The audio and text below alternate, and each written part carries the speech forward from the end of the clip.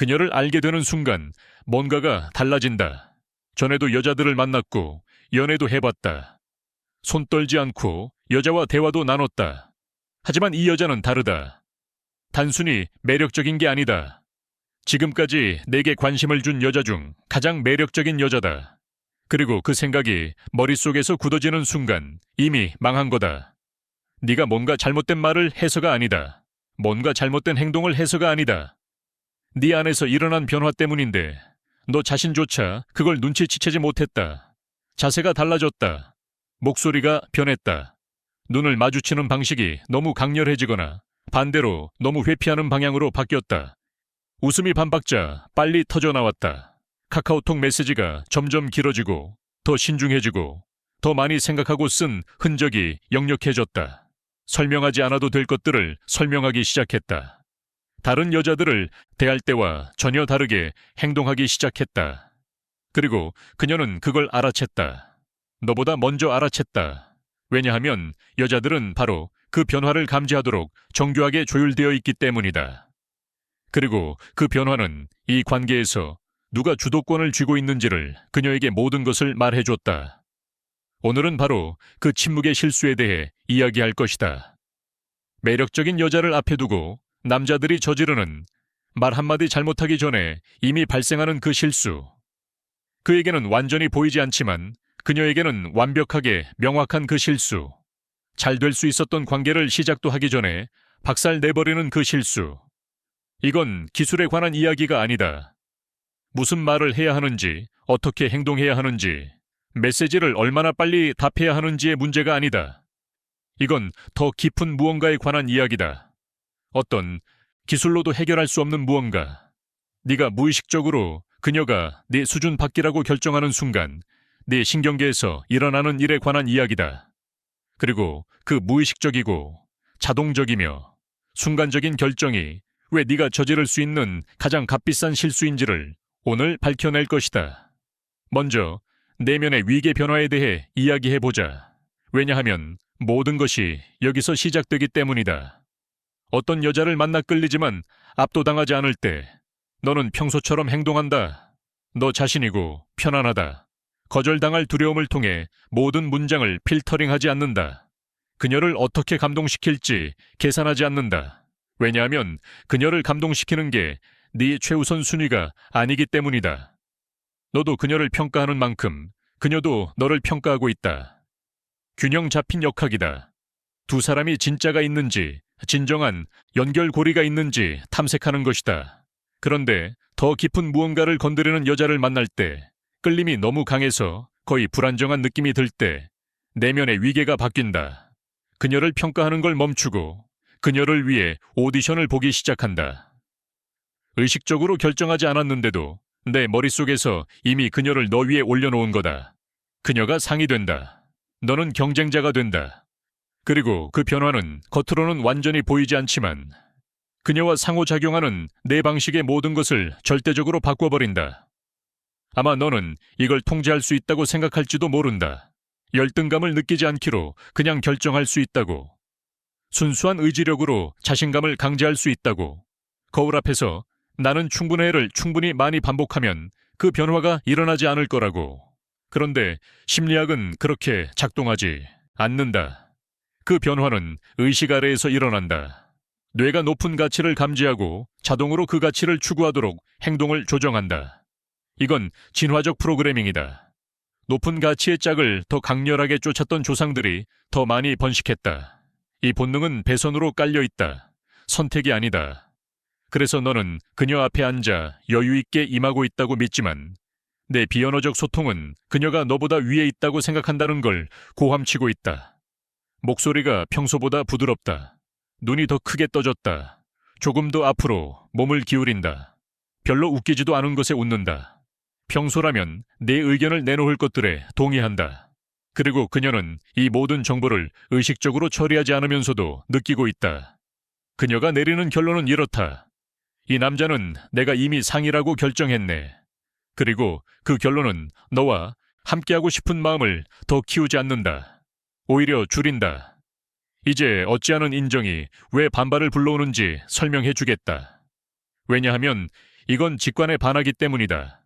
누군가가 진심으로 너를 감탄한다면, 너를 특별하다고 생각한다면, 너를 높이 평가한다면 그게 기분 좋게 느껴질 거라고, 그게 매력적일 거라고, 그게 더 가까이 끌어당길 거라고 생각할 것이다. 하지만 그렇게 작동하지 않는다.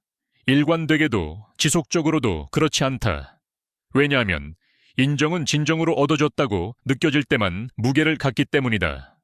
쉽게 승인을 내주지 않는 누군가가 그것을 줄 때, 그건 뭔가를 의미한다. 아무 생각 없이 모두에게 주는 누군가가 줄 때, 그건 사실상 아무 의미가 없다. 그녀는 네 감탄이 얻어진 것인지 반사적인 것인지 느낄 수 있다.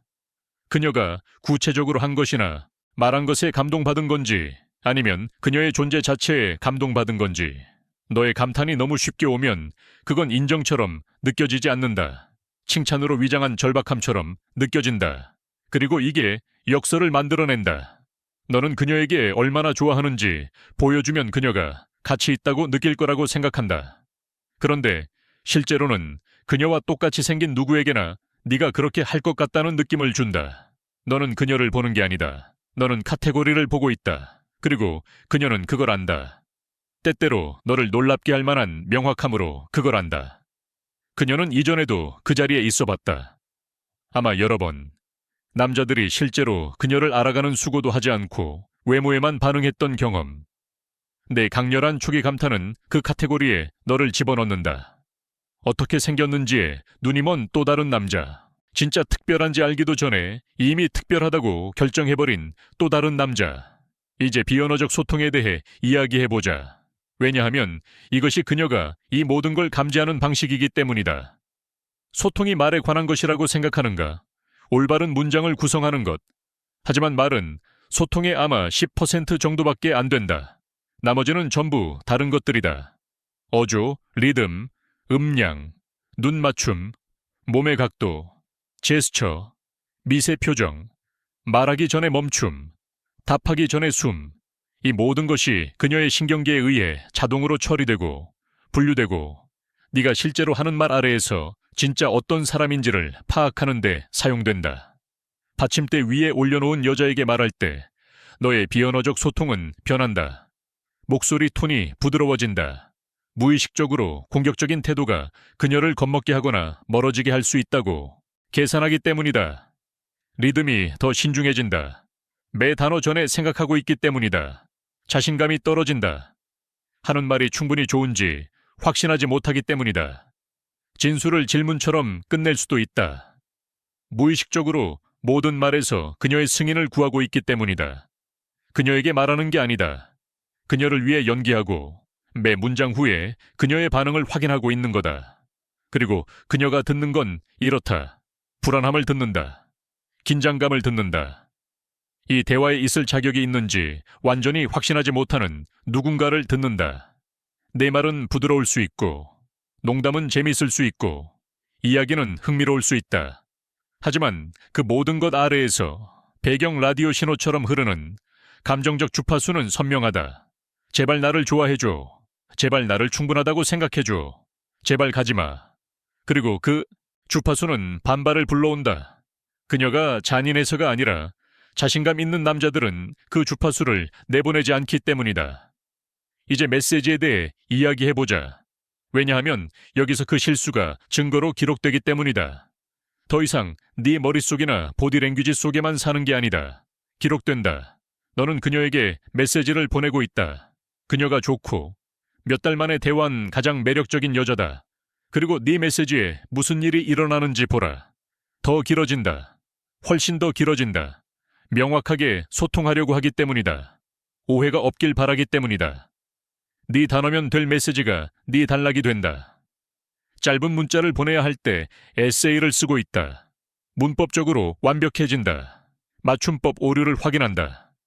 보내기 전에 3번 다시 읽는다. 허술한 메시지를 보내면 안 좋게 보일 수 있기 때문이다. 하지만 그 정밀함이 소통하는 것은 이 대화에 너무 많이 신경 쓴다는 거다. 과도한 노력은 필요를 신호한다. 그리고 필요는 반발을 불러온다. 답장 타이밍을 계산하기 시작한다. 기다려야 할까? 바로 답해야 할까? 어떻게 해야 더 쿨해 보일까? 하지만 계산 자체가 문제다. 선택지가 있는 남자는 하고 싶을 때 답한다. 바로 또는 3시간 후 무엇을 하고 있느냐에 따라. 타이밍은 중요하지 않다. 뒤에 있는 감정 상태가 중요하다. 그리고 타이밍을 계산하고 있다면 그 감정 상태는 불안이다. 불안은 메시지에도 스며든다. 별로 끌리지 않는 누군가에게 어떻게 메시지를 보내는지와 비교해봐라. 짧고 허술하다. 오타가 난다. 야구 경기 보면서 또는 밥 먹으면서 휴대폰을 우연히 확인할 때 답한다. 전략이 없다. 잃을 게 없기 때문이다. 계산이 없다. 두려움이 없기 때문이다. 잃을 게 없다. 그 사람이 단순히 그 자리를 네 머릿속에서 차지하지 않기 때문이다. 아이러니는 잔혹하다. 별로 신경 쓰지 않는 사람은 매력적인 소통 스타일을 받는다. 진짜 신경 쓰는 사람은 반발을 불러오는 스타일을 받는다. 그녀는 2버전을 모두 본다. 네 메시지가 갑자기 더 길고 신중해진다는 걸 알아채면 무슨 일이 일어났는지 정확히 안다.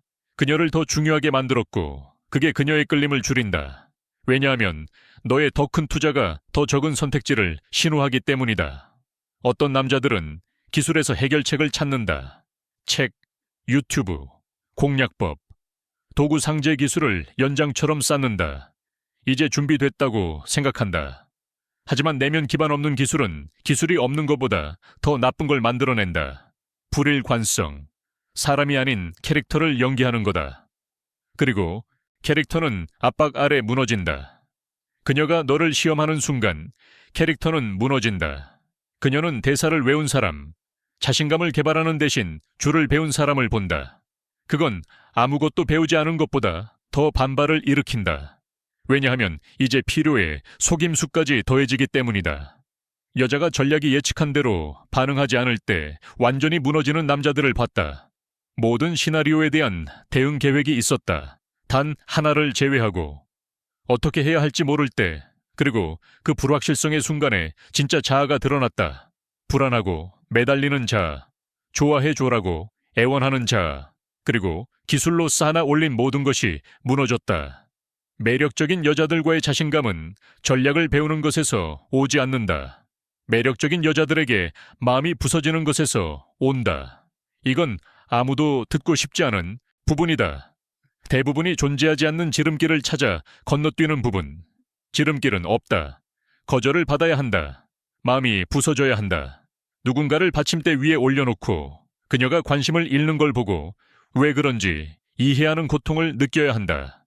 이별은 정보가 결코 만들 수 없는 깊고 내장에 새겨진 기억을 만들기 때문에 주된 스승이다.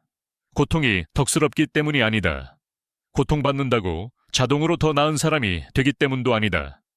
교훈은 흉터에 새겨져야만 진짜로 남는다. 내가 아는 모든 자신감 있는 남자는 자기 이야기가 있다. 보통 여러 개의 이야기가.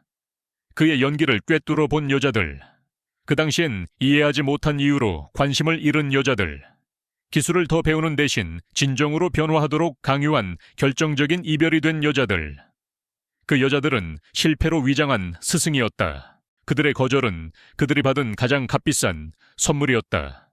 그 당시에는 타격처럼 느껴졌지만, 그리고 그것들이 가르친 교훈은 다른 어떤 방식으로도 가르쳐질 수 없었다. 여기 남자들이 깊이 이해해야 할 것이 있다.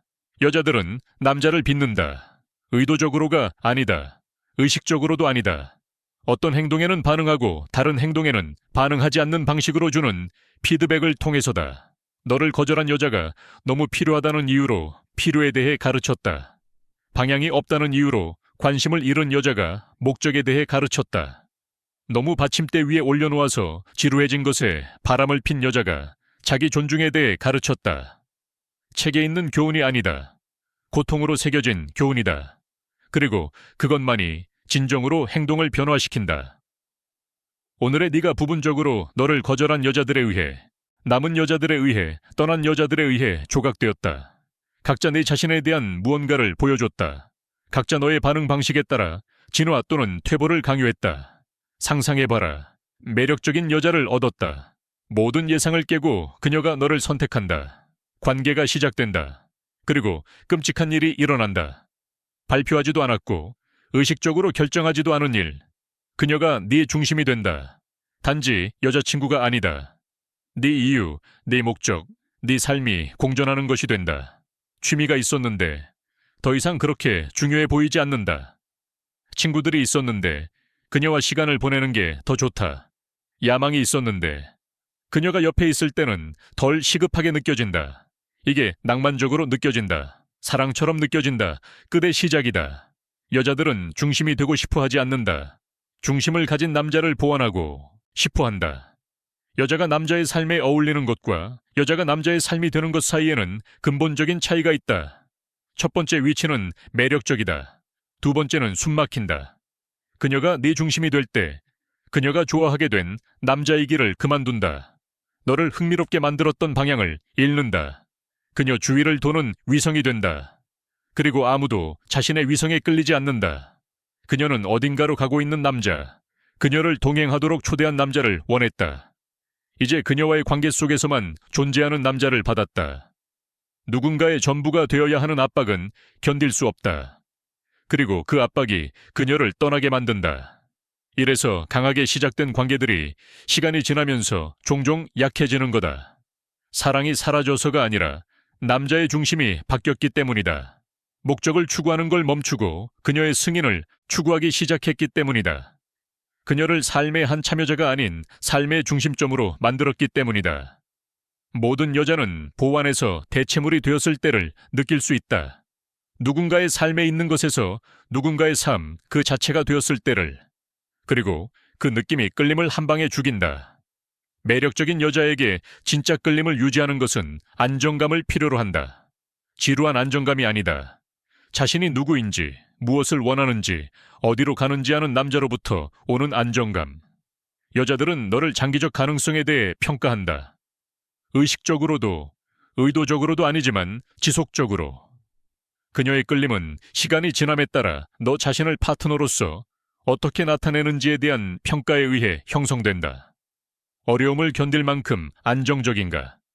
미래를 만들 충분한 방향을 가지고 있는가? 삶이 힘들어졌을 때 무너지지 않을 만큼 정체성이 충분히 단단한가? 이 평가들은 수백 가지 작은 관찰을 통해 일어난다. 스트레스를 어떻게 다루는가? 그녀 너머의 목표가 있는가? 독립적인 우정과 프로젝트가 있는가? 정체성이 내부에서 생성되는가? 외부에 의존하는가? 그녀는 지속적으로 데이터를 수집하고 있다. 보고 싶은 데이터는 너를 선택하는 것이 잘 선택하는 것이라는 증거다. 장기적으로 베팅할 가치가 있는 남자라는 증거. 이래서 목적이 끌림보다 먼저다. 목적이 있는 남자는 움직이는 남자다. 어딘가로 가는 남자. 방향과 감각이 있는 남자. 그리고 그 목적은 자연스럽게 자신감을 만든다. 의미 있는 무언가를 만드는 데 집중할 때 상호작용에 대해 너무 많이 생각하는 걸 멈추기 때문이다. 여성의 검증보다 사명을 완수하는 데 더 바쁘기 때문에 승인을 구하는 결 멈추기 때문이다. 반발을 불러오는 필요는 기술로 사라지지 않는다. 주의를 차지하는 여성의 검증보다 더 중요한 무언가를 가질 때 사라진다. 매력적인 여자를 받침대 위에 올려놓는 남자는 보통 목적 없는 남자다. 공허함이 있다. 채워져야 할 공간이 있다. 그리고 매력적인 여자가 그걸 채울 수 있을 것처럼 보인다. 하지만 그녀는 공허함을 느낄 수 있다. 신청하지도 않은 역할, 구세주, 검증자, 중심의 역할이 자신에게 부여되고 있다는 걸 느낄 수 있다. 그리고 그 역할에서 물러난다. 절대 지원하지 않은 위치이기 때문에 너무 많은 압박이기 때문이다. 단단한 정체성을 가진 남자들은 모든 여자에게 똑같이 행동한다. 4점짜리 또는 10점짜리에게, 낮은 이해관계나 높은 이해관계에서. 행동이 그들이 누구인지에서 흘러나온다. 누구를 감동시키고 싶은지에서가 아니라. 이 일관성은 믿을 수 없을 정도로 매력적이다. 결과에 의존하지 않는다는 걸, 가치가 그녀의 승인에 연결되어 있지 않다는 걸, 그녀가 남든 가든 같은 사람일 거라는 걸 신호하기 때문이다. 여자들은 이 일관성을 지속적으로 시험한다. 굴복하는지 보기 위해 도전을 던진다. 너를 기쁘게 하기 위해 행동을 바꾸는지 보기 위해 작은 드라마를 만든다. 압박 아래 같은 모습을 유지하는 남자는 그것들이 시험인지 몰랐지만 그 시험을 통과한다. 그녀의 매력도에 따라 행동을 바꾸는 남자는 시작도 전에 모든 시험을 실패한다. 왜냐하면 변화 자체가 실패이기 때문이다. 변화는 이렇게 말한다. 나는 너와 함께 나 자신이 될 충분한 자신감이 없어. 네가 진짜 나보다 더 좋아할 것 같은 나의 버전을 연기하고 있어. 그리고 내가 연기하고 있다는 걸 느끼면, 그리고 넌 느낄 거야. 그러면 진짜 나는 내가 보여주는 것보다 상당히 덜 인상적이라는 걸 알게 되는 거지. 그건 매력적이지 않다. 의심을 불러일으킨다. 걱정을 만든다. 이 안정감은 여성의 검증 너머에 무언가의 뿌리를 둬야 한다. 사회적 승인 너머, 외부 피드백 전체 너머, 원칙에, 가치에 어떤 것이 중요한지에 대한 틀의 뿌리를 둬야 한다. 누군가가 어떻게 반응하든 상관없이 존재하는 것에. 어떤 남자들은 그 닻을 신앙에서 찾는다.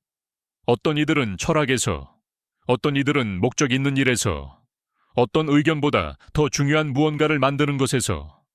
출처는 그것의 존재보다 덜 중요하다.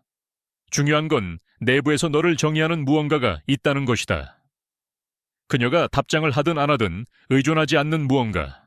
그 닻이 있을 때 여자들과의 관계, 방식과 세상과의 관계 방식에서 근본적인 것이 변한다. 비어있지 않기 때문에 검증을 구하는 걸 멈춘다. 어떤 여자도 이미 차 있는, 네가 스스로 만든 무언가로 이미 가득한 역할을 완수할 수 없기 때문에 받침대 위에 올려놓는 걸 멈춘다. 주의가 여러 의미의 원천 사이에 분산되어 있기 때문에 너무 많이 투자하는 걸 멈춘다. 예전에 너를 불안정하게 만들었을 매력적인 여자가 단순히 평가해야 할 또 다른 사람이 된다. 연결이 있으면 즐기고 없으면 황폐해지지 않고 놓아주는. 매력적인 여자가 관심을 잃을 때 대부분의 남자들은 그것을 실패로, 개인적인 패배로 경험한다. 충분하지 않다는 증거로. 그 해석은 이해할 수 있고 완전히 틀렸다. 여자들은 손실이 아니라 교훈이다. 그녀의 거절은 그녀가 네 삶에 나타나기 전에 이미 있었던 무언가를 드러냈다. 내 필요, 목적의 부재, 불일관된 정체성. 그녀는 그것을 보이게 만들었을 뿐 만들어낸 게 아니다. 그리고 가시성이 교정의 첫 번째 단계다. 거절이 충분하지 않다는 증거이기를 멈추고 진단 정보가 된다. 좋아. 그건 안 됐다. 뭘 배울 수 있을까? 낮은 가치를 신호하는 무엇을 하고 있었나? 어디서 틀을 잃었나? 어디서 받침대 위에 올려놓았나? 따가움은 여전히 있다. 아프지 않다고 말하는 건 불성실할 것이다. 하지만 그 따가움은 단순한 빈 고통 대신 진짜 성장의 가능성을 동반한다. 여기서 설명한 모든 개념을 이해할 수 있다. 메모를 할 수 있다.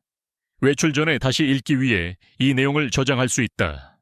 그리고 그럼에도 다음에 만나는 매력적인 여자에게 정확히 같은 방식으로 행동할 수 있다. 왜냐하면 행동은 무지의 뿌리를 두지 않고 정체성의 뿌리를 두기 때문이다. 그리고 정체성은 콘텐츠를 소비하는 것으로 바뀌지 않는다. 행동을 통해 바뀐다. 대부분은 이걸 보고 지적으로 동의하고 몇 시간, 어쩌면 며칠 동안 동기부여를 받다가 절대적으로 아무것도 바꾸지 않고 삶으로 돌아갈 것이다. 다음 여자를 받침대 위에 올려놓을 것이다. 같은 불안한 메시지를 보낼 것이다. 같은 불안감을 보여줄 것이다. 이번에는 무엇을 잘못하고 있는지 정확히 알면서도 왜 그녀가 관심을 잃었는지 궁금해할 것이다. 변화는 메시지 전략을 조정하는 게 아니라 삶을 재구성하는 것을 필요로 한다. 재구성. 너를 중심 잡게 할 목적을 만들고 자신감을 줄 성취를 만들고 너를 일관되게 만들 정체성을 개발하는 것. 이건 어려운 일이다. 불편한 일이다. 대부분의 남자들이 진짜 변화 대신 더 많은 배움으로 대체하며 피할 일이다. 변화하는 남자들은 배운 것을 실행에 옮기는 이들이다. 수년간 운영돼 온 패턴을 바꾸는 불편함을 직면하는 이들이다. 자신감에 대해 배우는 걸 멈추고 진짜 역량을 통해 그것을 만들기 시작하는 이들이다. 목적에 관한 콘텐츠를 소비하는 걸 멈추고 진정으로 중요한 무언가를 추구하기 시작하는 이들이다. 어떤 여자도 보고 있지 않더라도 존재할 무언가를. 실행이 격차다. 콘텐츠 소비는 준비로 위장한 미루기다. 매력적인 여자는 거울이다. 지금 이 순간 네가 어떤 사람인지 보여준다. 그녀가 보여주는 것이 마음에 들지 않는다면 받침대 위에 올려놓는 남자, 너무 많이 투자하는 남자, 여성의 승인을 추구하면서 자신을 잃는 남자를 보여주고 있다면 할 일은 그 이미지를 더 잘 숨기는 법을 배우는 게 아니다. 할 일은 다른 남자가 되는 것이다. 받침대 위에 올려놓을 필요가 없기 때문에 올려놓지 않는 남자. 어떤 여자도 아무리 매력적이더라도 그를 불안정하게 만들지 않을 만큼 정체성이 안정적인 남자. 그 남자는 단순히 받침대를 만들지 않기 위한 기술이 필요하지 않다. 받침대가 그 안에서 형성되지 않기 때문이다. 그 순간의 의식적인 결정이 아니다. 내부에 단단한 무언가를 만들어 온 자연스러운 결과다. 그 남자는 침묵의 실수를 저지르지 않는다. 침묵의 실수는 그에게서 단순히 일어나지 않는 위계 변화를 필요로 하기 때문이다. 매력적인 여자는 매력적이다. 그렇다. 하지만 그보다 위에 있지 않다. 얻으려는 상이 아니다. 단순히 다른 모든 이처럼 호환성이 있는지 평가하는 사람이다. 틀은 결코 바뀌지 않는다. 자아 감각이 결코 바뀌지 않기 때문에. 그리고 그 안정감, 그 흔들리지 않는 핵심이 남자가 가질 수 있는 가장 매력적인 것이다. 지금 댓글에 내 침묵의 실수가 무엇인지 말해줘. 마지막으로 그 변화를 느꼈을 때가 언제인지, 그 다음에 무슨 일이 일어났는지 패턴을 공유해봐. 부끄러워하려는 게 아니라 명확하게 보기 위해서다. 볼 수 없는 걸 바꿀 수 없으니까. 그녀를 위해 연기하는 걸 멈춰라. 너 자신을 위해 만들기 시작해라. 그리고 이것만은 항상 기억해라. 받침대 위에 올려놓는 그 여자는 네가 그러는 걸 보고 있다. 네가 가지지 못한 명확함으로 그걸 본다. 그리고 감동받지 않는다. 그렇게 하지 않는 남자를 기다리고 있다. 어쩌면 의식적으로는 모른 채.